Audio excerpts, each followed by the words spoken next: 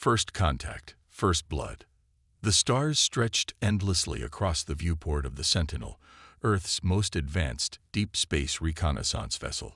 Captain Ilara Voss stood with her hands clasped behind her back, her posture military perfect despite being 12 months into their exploration mission. The ship hummed quietly around her, a testament to human engineering and the culmination of decades of technological advancement. Captain, we're picking up unusual readings from the Epsilon Eridani system. Lieutenant Marcus Chen reported, his eyes never leaving the holographic display before him. Energy signatures unlike anything in our database. Ilara turned, her short-cropped silver hair catching the blue light of the bridge displays. At 45, she was young for a captain of her status, but the scars on her face and the hardness in her gray eyes told of experiences that had aged her beyond her years. "Elaborate, Lieutenant," she commanded, her voice calm and measured. "Massive energy displacements, radiation patterns that suggest weapons fire," Chen replied, his fingers dancing across the interface. "And there's something else. We're detecting debris, a lot of it." Commander Talia Rodriguez, the ship's XO, stepped forward. "The Arcturus mining colony is in that system. They reported all systems normal just 3 days ago." Ilara's expression darkened. "Set course for Epsilon Eridani. Maximum speed. Alert the crew to battle stations. Whatever we're dealing with, I want us ready." The Sentinel's engines flared to life, propelling the sleek vessel through the void at speeds that would have been impossible just a decade earlier. Humanity had been expanding its reach among the stars for nearly a century now, establishing colonies and mining operations throughout the nearest star systems. They had encountered no intelligent life, no civilizations beyond their own. The universe, it seemed, belonged to them alone. Until now. As they approached the Arcturus colony, the bridge fell silent. Where there should have been a thriving outpost of 5,000 souls, there was nothing but floating debris and the twisted remains of what had once been habitat modules and industrial complexes. "Life signs?" Ilara asked, her voice tight. "None," Captain replied Dr. Amara Okafor, the ship's chief medical officer. "If there were survivors, they're gone now." Ilara's jaw clenched. "What about the attackers?" "No sign of them," Commander Rodriguez reported. "But these energy readings suggest they left less than 6 hours ago." "Search for survivors anyway," Ilara ordered, "and gather whatever data you can about what happened here. I want to know who did this and why." The next 12 hours were grim. Sentinel's crew worked tirelessly, recovering what little they could from the decimated colony. Bodies frozen in the vacuum of space, fragments of personal belongings, and most importantly, data recordings from the colony's partially intact central server. In the ship's briefing room, Ilara and her senior officers watched the final moments of Arcturus colony. The grainy footage showed massive ships appearing seemingly from nowhere, their hulls black and iridescent like oil on water. They moved with precision, methodically targeting the colony's defenses first, then its power generation facilities, and finally the habitat modules themselves. The entire attack had taken less than 30 minutes. "What the hell are we looking at?" Rodriguez whispered. Dr. Layla Khan, the ship's xenobiologist, leaned forward. "If I had to guess, I'd say we're looking at an established spacefaring species with technology significantly beyond our own. The precision of their attacks suggests they've done this before." "But why?" Ilara demanded. "Why attack a mining colony? We pose no threat to them." "Resources, perhaps," offered Chief Engineer Dmitry Volkov. "Or territory. Or maybe just because they could." Ilara stood, her decision made. "Send all of this to Earth Command immediately. Priority Alpha. Humanity needs to know what we're facing." The response from Earth came faster than anyone expected. Within 24 hours, the United Earth Defense Force had mobilized. The threat was clear. An alien species, now designated as the Krell, had attacked human territory without provocation. Intelligence suggested they were moving methodically through the outer colonies, destroying everything in their path. For the first time in its history, humanity faced an existential threat from beyond the stars. 3 months later, Ilara found herself aboard the UEF's Defiance, Earth's newest and most formidable battleship. The Sentinel had been repurposed as a forward scout, now commanded by Rodriguez. Ilara had been promoted to admiral and given command of Battle Group Omega, a fleet of 30 ships ranging from nimble frigates to the massive Defiance itself. The human fleet surged forward, weapons primed. The Krell responded moments later, their ships breaking formation as they moved to engage. The first salvos were exchanged, beams of energy and projectiles crossing the void between the opposing forces. The battle had begun. On the bridge of the Defiance, Ilara watched as her carefully planned strategy unfolded. The human ships were faster, more maneuverable, using their superior agility to confuse and outflank the larger Krell vessels. But the aliens' technology was devastating. Their energy weapons sliced through shields with disturbing ease. Their hulls seemed to absorb impacts that should have been fatal. "Admiral, the Intrepid has been hit. Severe damage reported," Takeda announced grimly. Before Ilara could respond, another report came in. "The Valiant and the Fearless are also reporting critical damage." Ilara's mind raced. They were losing ships too quickly. At this rate, the battle would be over in minutes, and humanity would face extinction. "New plan," she announced. "All ships, execute maneuver firebreak. I want our frigates to draw their fire while our cruisers target this location." She highlighted a point on the tactical display, a spot where the Krell formation seemed to be coordinating their attacks. As the human fleet reorganized, something unexpected happened. One of the Krell ships, after taking a direct hit from a human cruiser, began to emit a strange pulsating light. The light spread to neighboring Krell vessels, creating an eerie network of glowing connections. "What are we looking at?" Ilara demanded. The science officer frowned. "It appears to be some kind of communication or energy transfer. They're adapting." Ilara watched as the Krell ships began to move with new purpose, their formation shifting to counter the human fleet's tactics.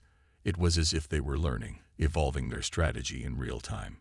"They're not just warships," Ilara realized aloud. "They're a collective intelligence. They're sharing information, adapting together." This changed everything. Conventional tactics wouldn't work against an enemy that could learn and adapt so quickly. Humanity needed an edge, something the Krell couldn't anticipate or counter. And Ilara had just the thing.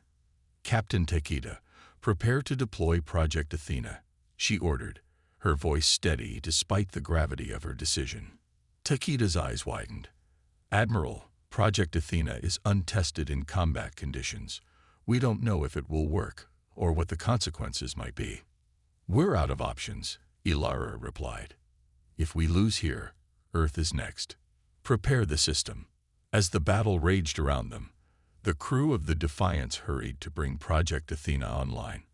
It was humanity's most closely guarded secret, a system designed to interface with and disrupt alien technology based on the limited data they had gathered from the Arcturus attack.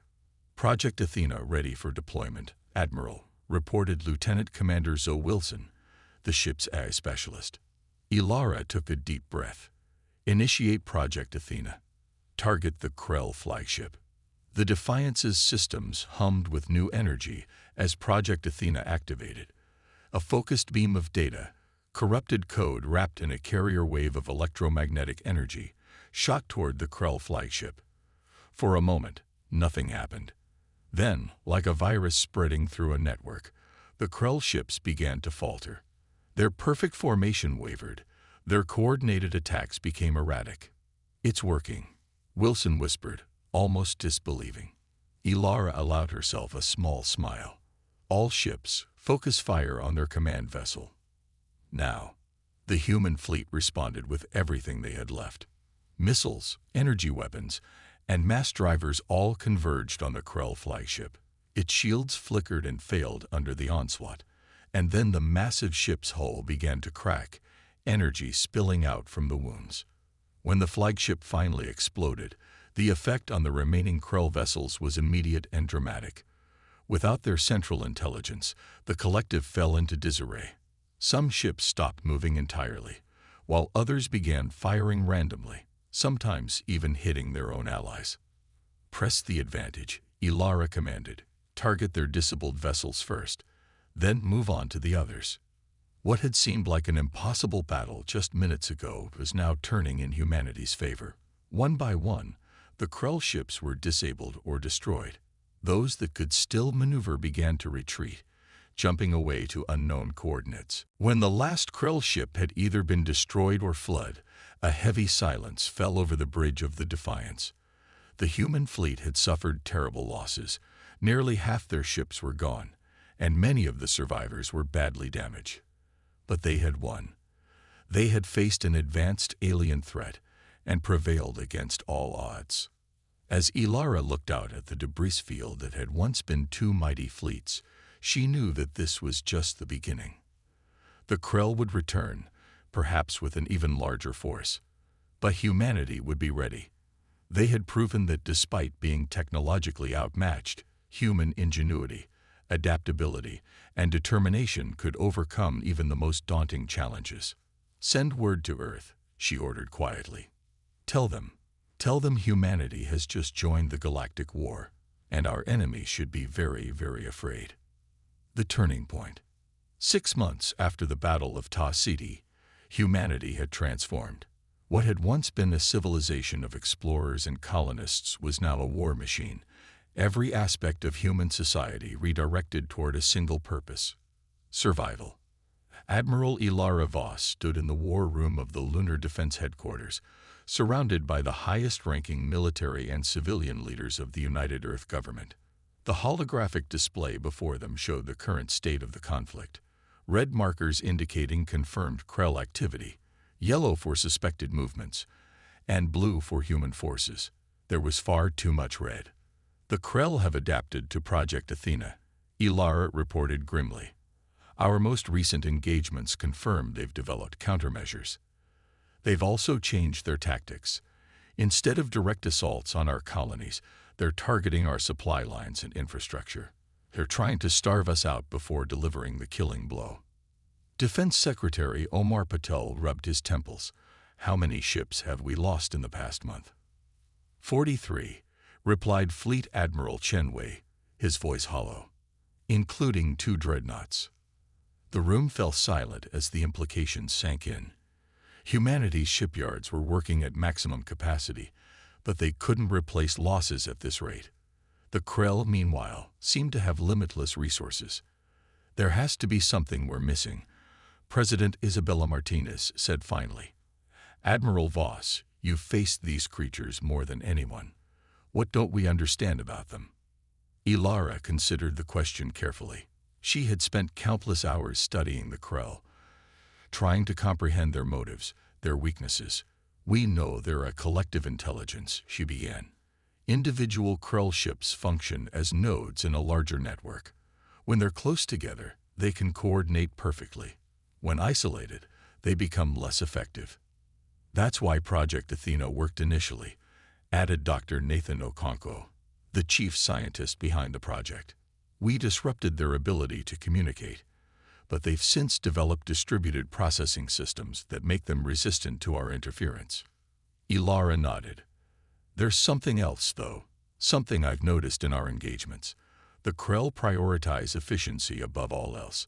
Their tactics are perfect, mathematically optimal. There's no creativity, no intuition. They don't take risks." President Martinez leaned forward. "And you think we can use that against them?" "I think we need to stop trying to beat them at their own game," Ilara replied. "The Krell have better technology and more resources, but humans have something they don't. We're unpredictable. We take chances. We make intuitive leaps that defy logic. We sacrifice for each other." "What are you suggesting, Admiral?" Fleet Admiral Chen asked. Ilara took a deep breath. "Operation Wildcard.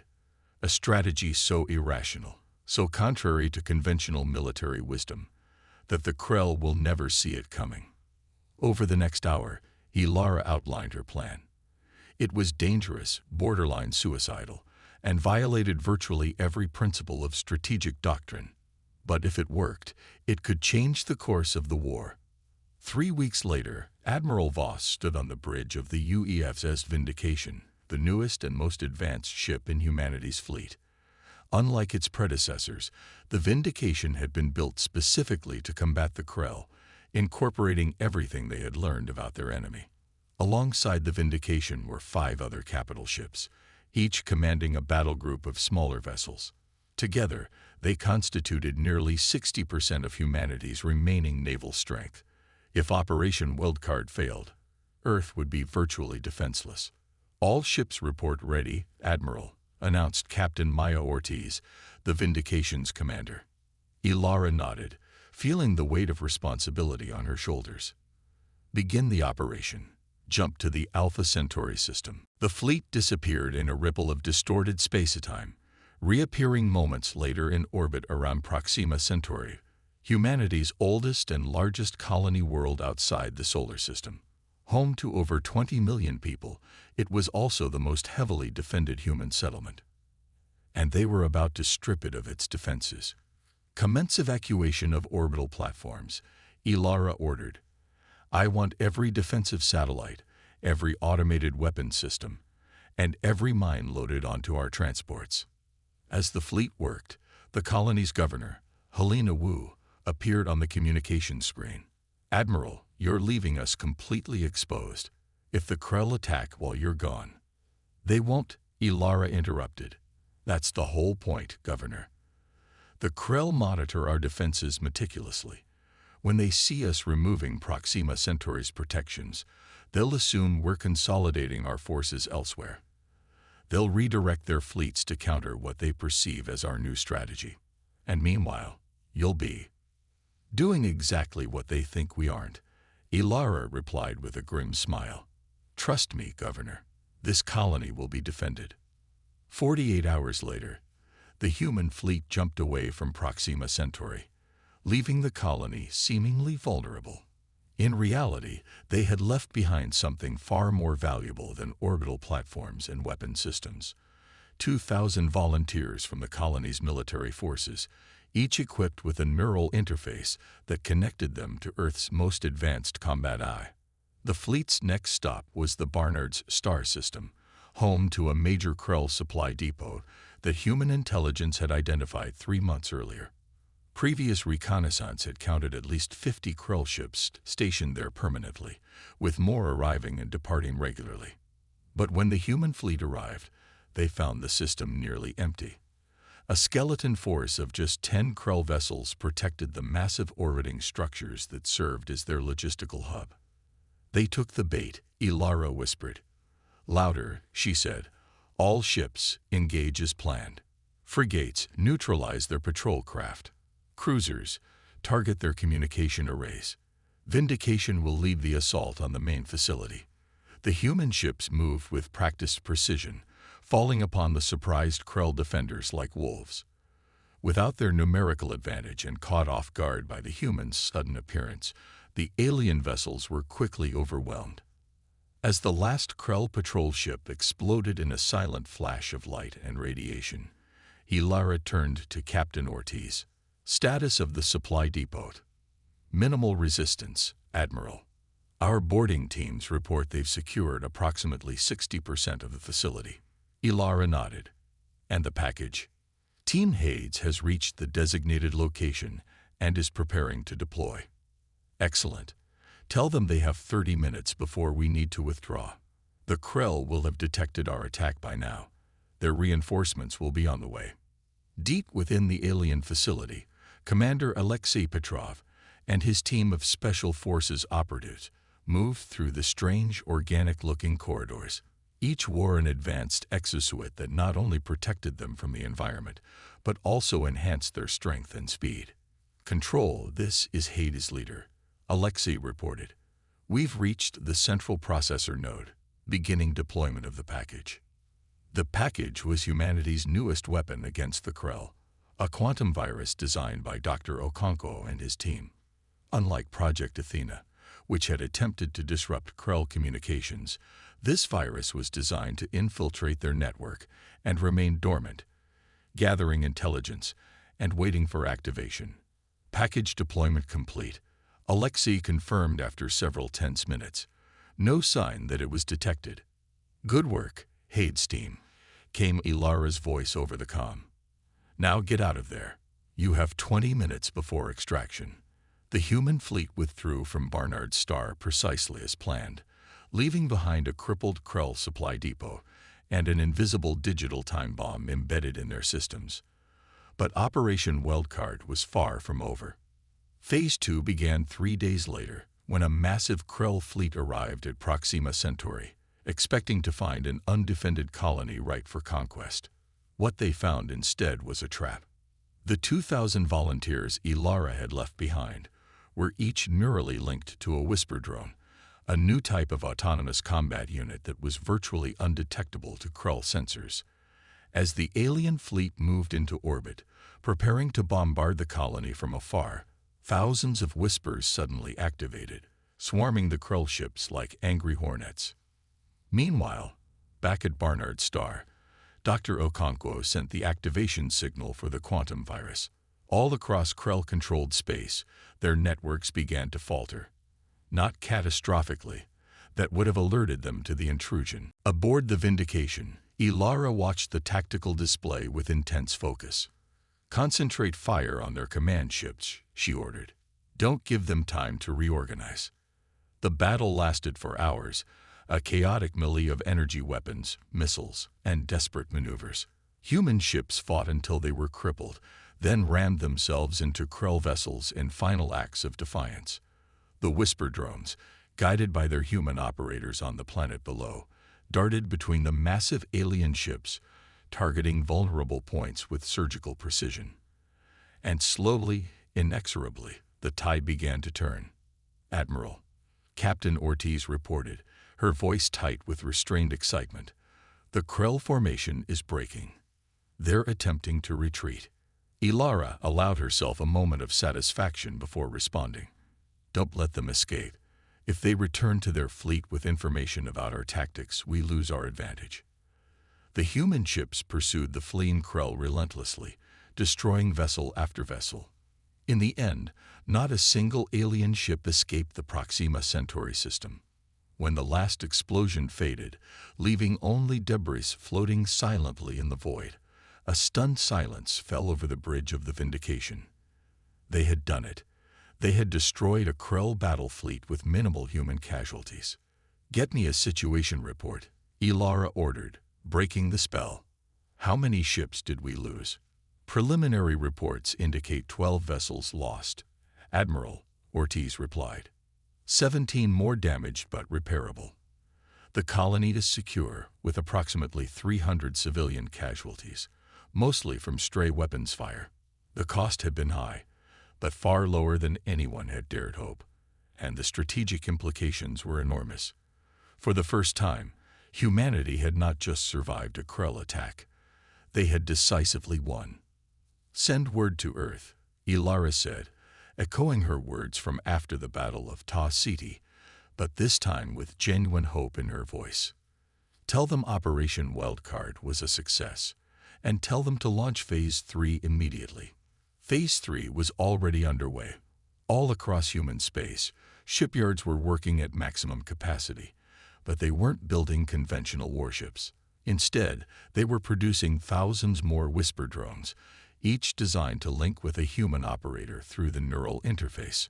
And on Earth itself, tens of thousands of volunteers were being trained to use those interfaces, creating a new kind of military force, one that combined human creativity and intuition with machine precision and expendability. 6 weeks after the Battle of Proxima Centauri, the Krell launched a massive counterattack. 300 ships, the largest force they had ever assembled, jumped into the Ta City system, clearly intending to overwhelm humanity's defenses through sheer numbers. They found waiting for them not just the human fleet, but also an armada of 50,000 whisper drones, each guided by a human mind safe in bunkers back on Earth.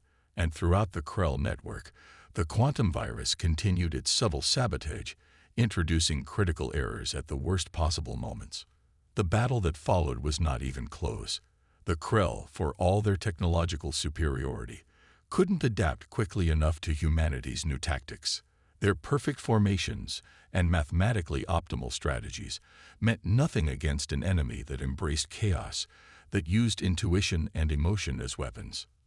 When it was over, the Krell had lost 2/3 of their fleet. The survivors fled, jumping away to unknown coordinates, but the message was clear. Humanity was no longer prey. They were predators. In the months that followed, the war changed dramatically. The Krell abandoned their campaign of conquest, falling back to defensive positions around their core systems. Human forces, emboldened by their victories, began to push outward, liberating conquered colonies and establishing new defensive perimeters. 1 year after Operation Wildcard, Admiral Ilara Voss stood once again in the war room of Lunar Defense Headquarters. The holographic display told a very different story now. Blue markers advancing, red in retreat. The Krell have withdrawn from the Epsilon Eridani system, she reported to the assembled leaders. That's the 5th system they've abandoned in the past month. President Martinez studied the display thoughtfully. They're consolidating their forces, preparing for a last stand, or preparing to negotiate, suggested Secretary Patel. Our intelligence suggests their leadership caste is in turmoil. There are indications that some factions want to seek terms. Ilara had her doubts about that. The Krell had shown no interest in communication before. Why would they start now? But she kept those thoughts to herself. If there was even a chance for a diplomatic solution, it had to be pursued. As the meeting adjourned and the others filed out, President Martinez approached Ilara privately. You know, Admiral, when you first proposed Operation Wildcard, most of my advisors thought you were insane. They said no rational military commander would deliberately leave a major colony undefended or commit the majority of our remaining forces to such a risky strategy. Ilara smiled faintly. They were right. It wasn't rational. It was human. Martinez nodded. And that's why it worked. The Krell expected us to behave logically, to follow the optimal strategy. They couldn't conceive of a species that would take such risks, that would sacrifice immediate security for a long-term advantage. That's their weakness, Ilara replied. They don't understand us. They can analyze our tactics, copy our technology, even predict our movements to some extent. But they can't replicate our creativity, our intuition, our willingness to defy the odds. The president's expression grew solemn. The war isn't over yet, Admiral. The Krell are still dangerous, perhaps more so now that they're desperate. I know, Ilara acknowledged, but for the first time since this conflict began, I truly believe we're going to win. Not just survive, but win decisively. As she looked out at the blue marble of Earth hanging in the blackness of space, Ilara thought about how far humanity had come. From a species confined to a single planet to one that had spread across the stars. From prey to predator. From victims to victors. The Krell had made a fatal mistake when they attacked that first human colony. They had awakened not just a species, but an idea. A force that couldn't be calculated or quantified. A power that defied logic and reason. They had awakened humanity's indomitable spirit. And now they were learning just how terrible a mistake that had been. In the vast darkness between the stars, the message was spreading. A new power had emerged, one that refused to be conquered or controlled. One that met superior technology with unconventional thinking, overwhelming numbers with audacious strategy, cold calculation with fierce determination. Humanity had entered the galactic stage, not as supplicants or victims, but as warriors.